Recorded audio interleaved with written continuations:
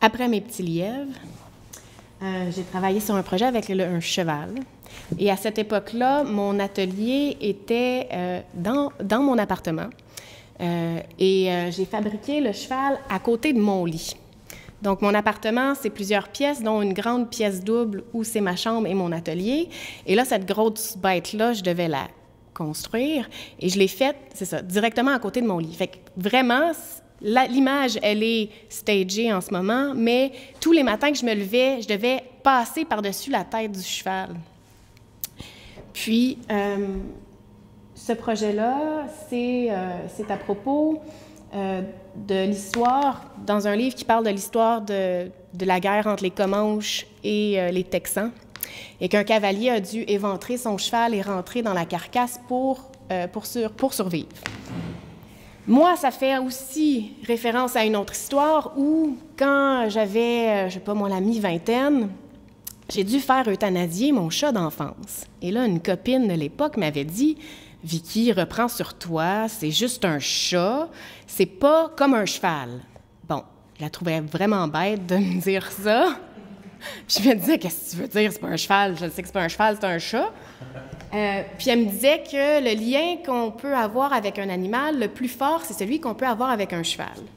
J'avais jamais eu vraiment de relation avec les chevaux, puis c'est ça, cette histoire-là m'est comme restée en tête. Et là, des années plus tard, quand je suis tombée sur ce passage-là du cavalier qui tue son cheval, c'est comme si ça leur a fait surmonter aussi ce moment-là que j'avais vécu quand j'avais euthanasié mon animal. Puis je me suis dit, ça avait été si intense et terrible d'euthanasier un vieux chat malade.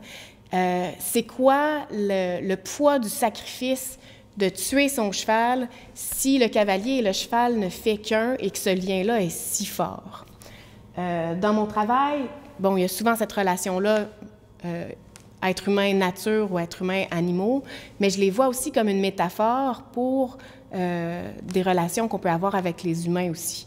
Donc oui, c'est l'idée du sacrifice du cheval, mais ce cheval-là symbolise aussi mon partenaire, si on veut.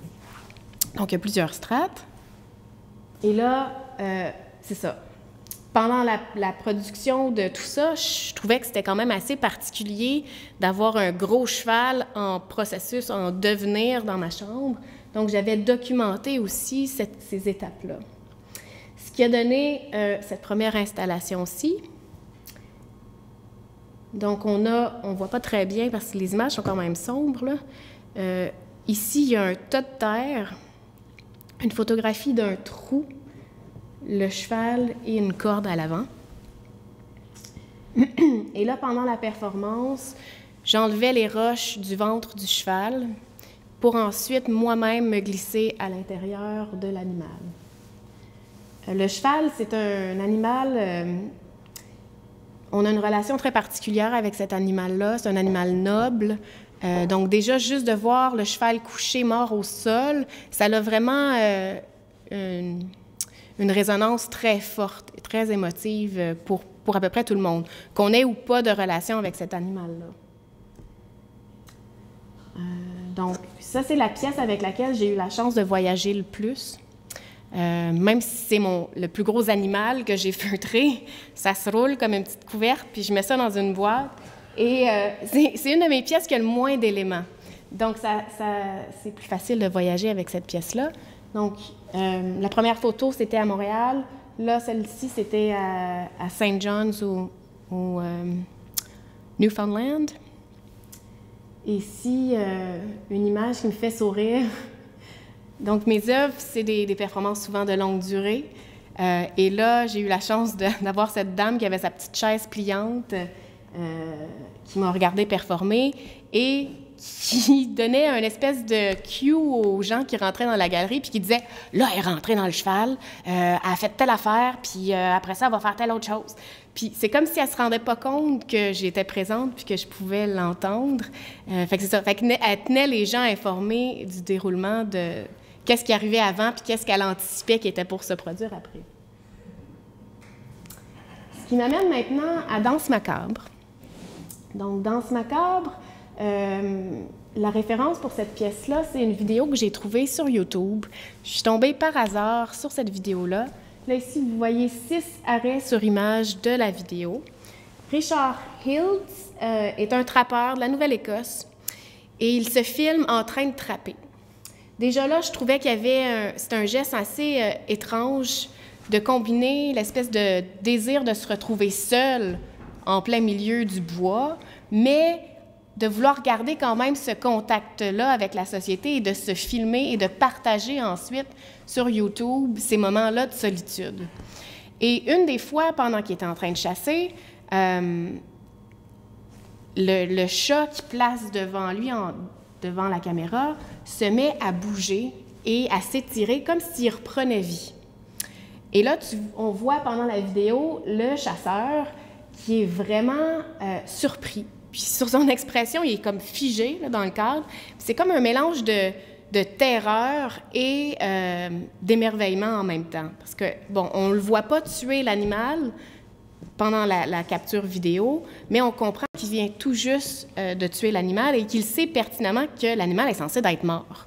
Mais l'espèce de mouvement qu'il fait, en plus, ça donne vraiment l'impression qu'il s'étire pour se relever puis peut-être s'en aller. Donc, ça se trouve être le point de départ de l'œuvre que j'ai fait et que j'ai présentée ici. Quand j'ai des références, c'est jamais une référence intégrale, c'est plutôt plusieurs strates de choses qui s'accumulent, puis tout ça.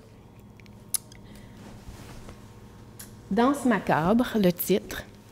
C'est une référence à un genre pictural qui est né pendant la période médiévale, qui dit comme quoi tout être humain, on est égaux, donc face à la mort. Qu'on soit le pape, la reine ou le paysan, on va tous valser une dernière fois avec la mort et puisqu'on va tous faire ça, on est donc tous égaux. Donc, je vous montre d'autres illustrations. Et ça, c'est un thème qui va revenir aussi pendant plusieurs périodes dans l'histoire de l'art. Là, ce n'est pas que pour la période médiévale. Voilà.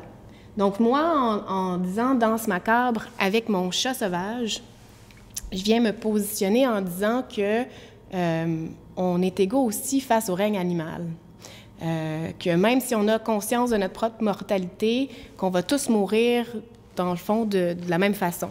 Donc, c'était pour ça le titre de « Danse macabre ». Ça renvoie à la danse que l'animal fait sur la vidéo, mais aussi à ce genre-là pictural où moi j'affirme qu'on est tous égaux face à la mort.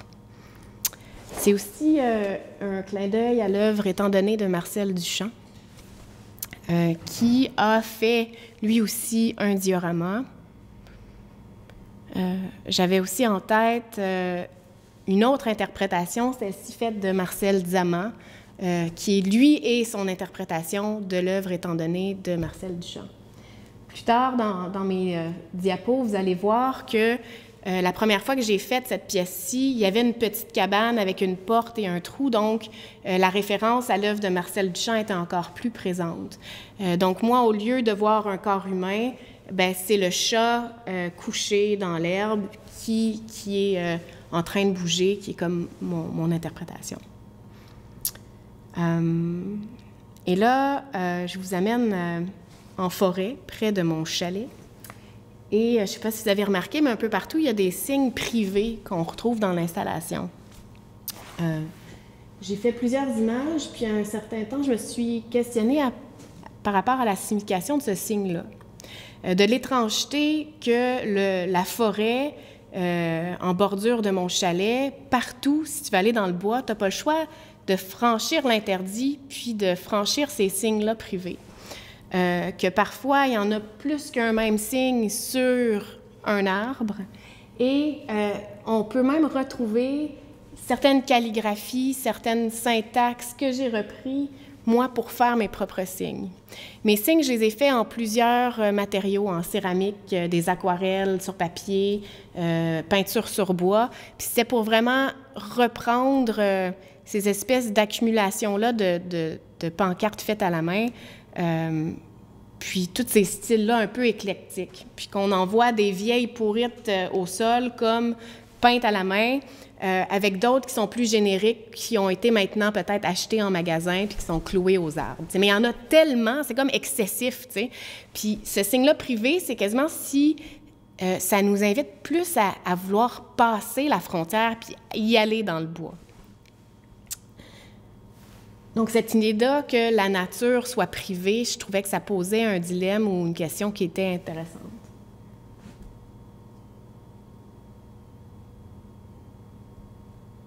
Puis, en promenant dans le bois aussi, je me suis mis à retrouver des cartouches de carabine vides.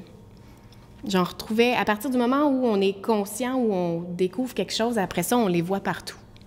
Et là, je me suis mis à les collectionner, ces cartouches-là.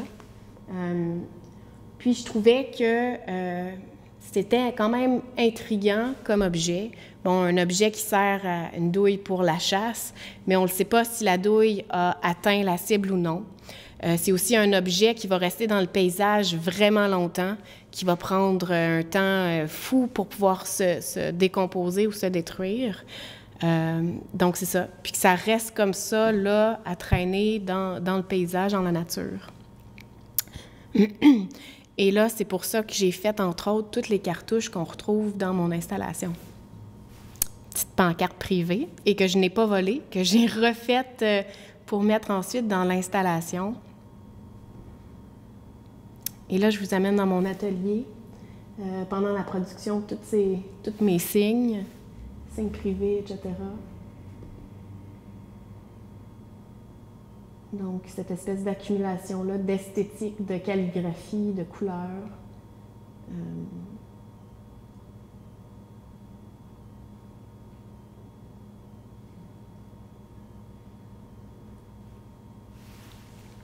Et la production du chat sauvage. Donc, c'est fait en laine feutrée à l'aiguille. Au départ, je commence avec une laine qui est blanche, qui est plus brute, qui est comme plus facile à former. Puis, je travaille beaucoup avec des images de référence que je trouve justement sur Internet. Et je m'intéresse à ce que ça soit vraisemblable, mais j'aime bien aussi qu'il y ait un certain décalage entre l'objet réel et mon interprétation. Donc, que ce soit les champignons que j'ai faits pour Alchimie boréale, où je regardais des morilles et que j'en ai fait beaucoup, mais que c'est basé à partir de photos trouvées. Puis je fais quand même des recherches pour savoir les dimensions puis tout ça. Je me rappelle d'être passée au marché Jean Talon et d'avoir vu sur une table de champignons sauvages des morilles. Et de dire, mon Dieu, sont donc bien petites vos morilles. Parce que les miennes, je les avais faites, la plupart grosses comme ça. Puis là, j'arrivais, puis elles étaient à peu près grosses de même, tu sais. C'est-tu la taille normale? Puis on me disait, ben, ça ressemble pas mal à ça. Donc, pour moi, cette espèce de décalage-là entre l'objet réel et celui que je construis m'intéresse. Donc là, le petit animal. Puis ensuite, la fourrure, elle est faite, c'est comme si c'est avec de la laine colorée que je viens rajouter et feutrer par-dessus. C'est par couche et par strate de couleurs que je mélange, comme si c'était avec de la peinture, si on veut, là, mais c'est fait avec de la laine, différents types de laine colorée.